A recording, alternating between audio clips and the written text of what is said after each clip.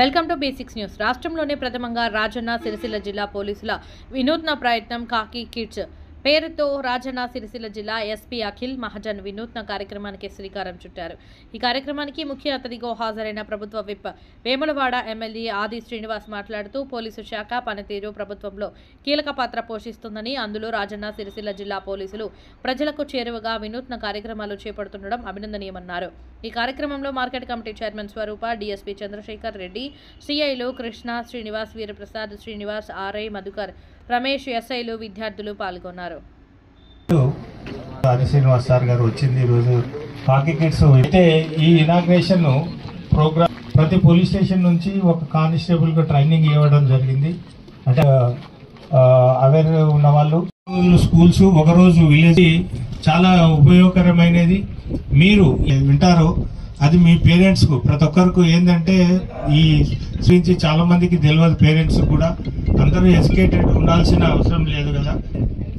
మీరు మీ పేరెంట్స్ కు ఈ అవేర్నెస్ ఓటీపీ షేర్ చేయొద్దని చెప్పి, సిబిఐ ఆఫీసర్ అని చెప్పేసి ఫేక్ కాల్స్, తర్వాత ఇక్కడ ఎయిర్పోర్ట్ లో లేదంటే బాంబే షిప్ యార్డ్ లో మీ యొక్క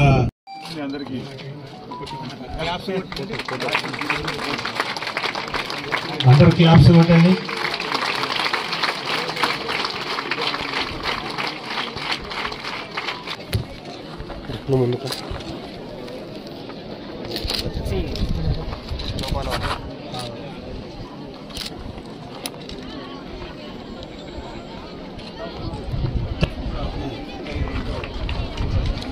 మీరు చూస్తున్నారు దట్ చాలా సైబర్ ఒఫెన్సెస్ జరుగుతున్నాయి. చూస్తున్నారా?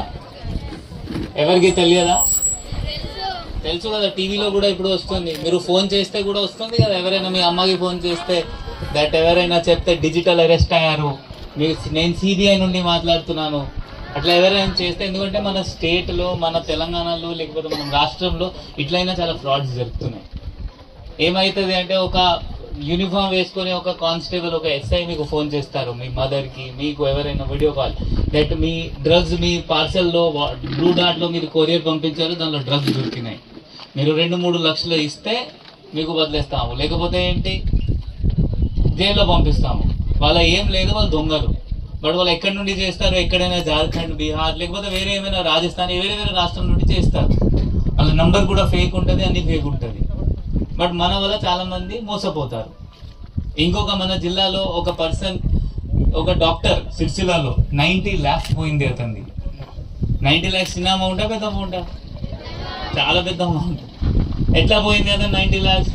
అతనికి ఎవరైనా ఫోన్ చేశారు దట్ నేను stock market expert, stock market లో మీ అమౌంట్ పెట్టిస్తాను, మీ స్టాక్స్ అవి. అతనికి ఒక యాప్ చూపించారు. యాప్ లో అతనికి ప్రాఫిట్ వస్తుంది. 90 lakhs పెడితే 2 crores చూపిస్తుంది. బట్ ఎప్పుడైనా అది విత్డ్రా బటన్ చేస్తే విత్డ్రా కావట్లేదు. ఇంకా మీరు 10 lakhs ఇస్తే విత్డ్రా అవుతుంది. అతను ఇంకా అట్లా ప్రతిసారి 2-3 సార్లు 5 lakhs పెట్టారు, డబ్బులు పోయినాయి. ఇప్పుడు మనం ఏం చేస్తున్నామంటే మీ అందరి పిల్లలకి ఇట్లయినా మాటలు చెప్తాం. మీ బాధ్యత ఏంటి? మీకు తమ్ముడు ఉంటారు, అన్నయ్య ఉంటారు కదా, స్కూల్ పోతారు, కాలేజెస్ పోతారు, లేకపోతే ఏమైనా ఎక్కడైనా పని చేస్తారు. మీ అమ్మ ఉంటుంది, నాన్న ఉంటారు, మీ రిలేటివ్ ఉంటారు, తాతయ్య ఉంటారు, మామయ్య ఉంటారు, అమ్మమ్మ ఉంటుంది, అందరు ఉంటారు. మీరేం చేయాలంటే ఇదే మనం పోలీస్ ఈ వీళ్ళ కానిస్టేబుల్ ఈ పేరే కాకి కిడ్స్ అనేది పెట్టిరు. అంటే కాకి దసుకున్న పవర్ మీరందరూ కూడా తెలుసు. నేను అనేక సందర్భాలు చెప్తా.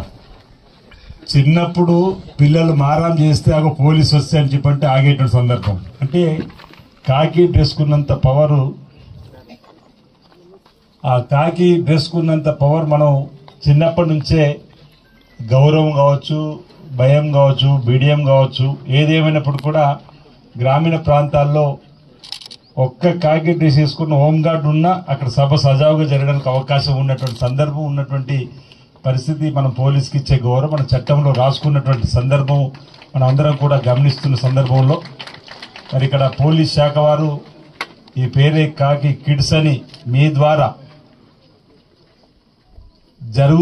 జరగబోతున్న మోసాలను ఏ విధంగా అరికట్టాలి, వాటిని ఏ విధంగా సమాజంలో ఉన్నటువంటి వారికి తెలియజెప్పాలి, ప్రధానంగా మన ఇంట్లో ఉన్నటువంటి తల్లిదండ్రులకు కూడా చెబుతూ సమాజ హితం కొరకు సమాజంలో పెరిగిపోతున్నటువంటి నేరాలను ఘోరాలను అరికట్టడంలోనూ మరి పోలీస్ శాఖకు సంబంధించి ప్రతి పోలీస్ స్టేషన్ కూడా ఒకరొకరికి ఈ అంశంలో ట్రైనింగ్ ఇచ్చి ఈ జిల్లాలో ఉన్న మెడికల్ కాలేజ్ కానీ అగ్రికల్చర్ కాలేజ్ కానీ జూనియర్ కాలేజీలు కానీ డిగ్రీ కాలేజీలలో కూడా అవేర్నెస్ క్యాంపుగా వచ్చి ఇటీవలనే గ్రామాల్లో కూడా పోలీస్ శాఖ వారు గ్రామ సభలు ఏర్పాటు చేస్తూ ఎప్పటికప్పుడు చైతన్యపరిచే విధంగా అంటే సామాజిక రుగ్మత రూపుమాపడంలోనూ సాంఘిక దురాచారం రూపుమాపడంలోనూ బాల్యవివాహాలు అరికట్టడంలోనూ కేవలం శాంతి భద్రతలకు సంబంధించినటువంటి పరిరక్షణ కాకుండా ఆ అంశం ఒకటి చూస్తూనే